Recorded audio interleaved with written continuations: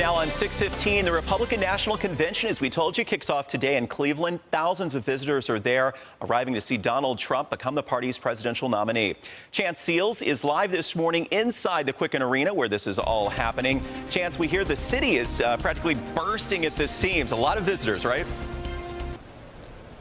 Jordan, good morning. It certainly is, because about 50,000 people essentially showed up overnight right here in Cleveland. But I can tell you, 2,400 people, they matter more than the rest of us. That's because they're going to be the delegates sitting on the floor right behind me.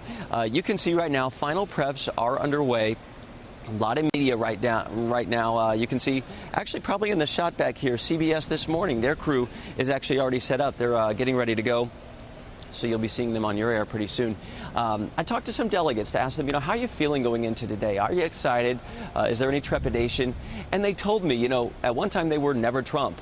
At this point, they're getting excited about him being their nominee. Here's why.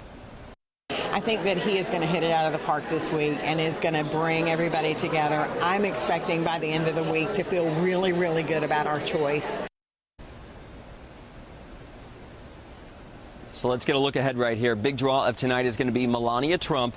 She rarely makes public appearances, much less public speeches.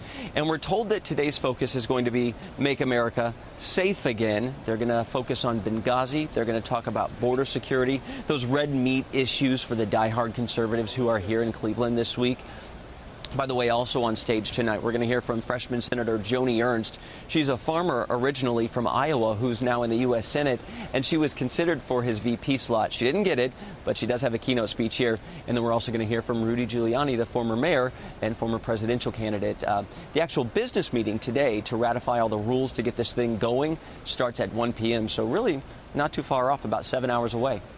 All right, Chance, let's talk security this morning. Just a huge showing of police, and it's not just the local officers from Cleveland. I know they brought in extra officers, right? Yeah, they're from everywhere, Jordan. We've seen ones coming from all different parts of America converging here, and they actually called in more. They got a really large grant, several $1 million, to make sure they had everything secure.